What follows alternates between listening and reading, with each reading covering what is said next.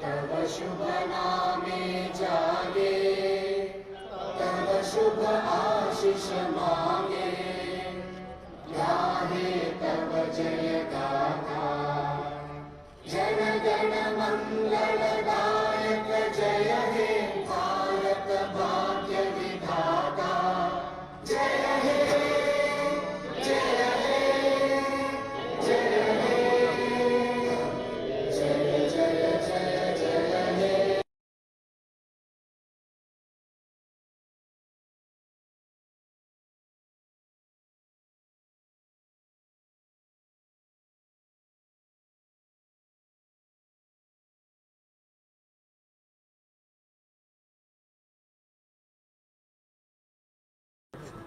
గణతంత్ర దినోత్సవ వేడుకలు అంగరంగ వైభవంగా జరుపుకుంటున్నాం.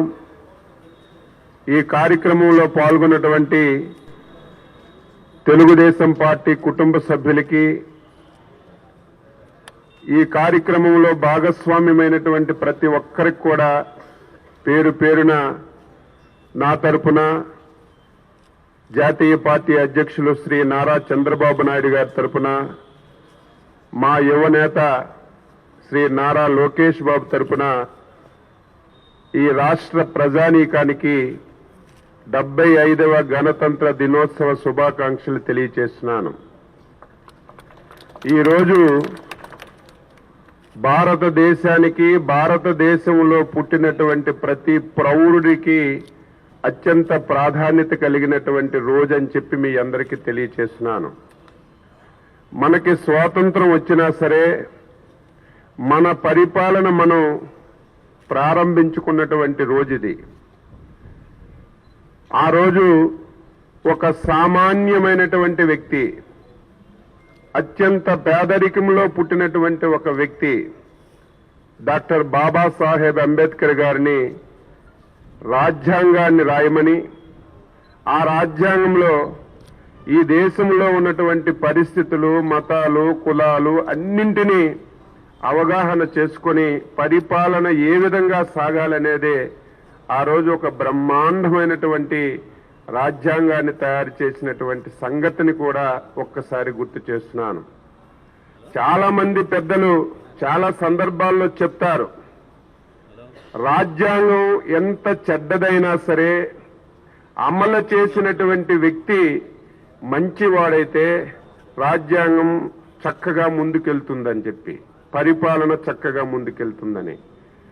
రాజ్యాంగం ఎంత మంచిదైనా సరే పాలించేవాడు దుర్మార్గుడైతే ఆ రాజ్యాంగానికి విలువ ఉండదని చెప్పి చాలా మంది చాలా సందర్భాల్లో చెప్పిన విషయాన్ని ఒక్కసారి గుర్తు చేస్తున్నాను.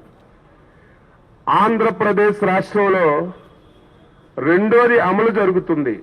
రాజ్యాంగం చాలా గొప్పదైనా సరే గత 5 సంవత్సరాల నుంచి ఈ రాష్ట్రంలో అమలు చేస్తున్నటువంటి వ్యక్తి దుర్మార్గుడవ్వడం వల్ల రాజ్యాంగానికి విలువలు లేకుండా పోయింది.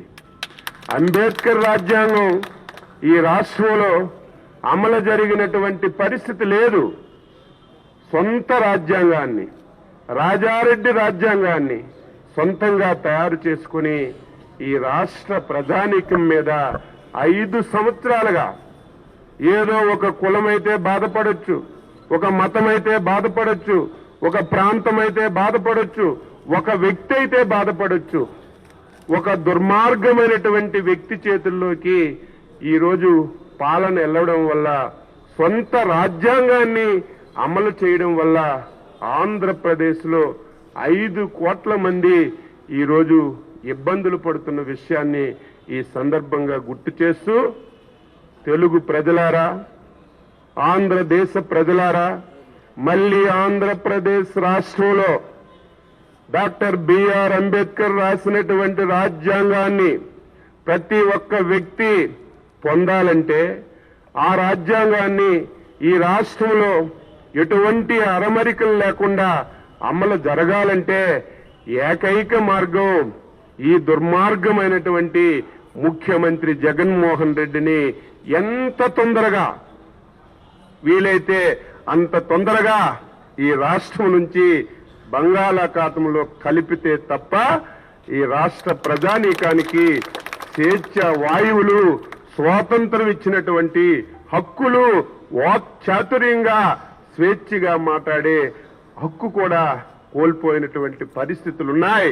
అందుకే ప్రజలందరూ కూడా ఆలోచన చేయమని ఈ సందర్భంగా పార్టీ తరఫున కోరుతూ మరొకసారి దేశ విదేశాల్లో ఉన్న తెలుగు వారికి ఈ రాష్ట్ర ప్రజానీకానికి రాష్ట్ర తెలుగుదేశం పార్టీ తరఫున మరొకసారి 75వ గణతంత్ర దినోత్సవ వేడుకలు తెలియజేస్తూ అందరికీ నమస్కారం.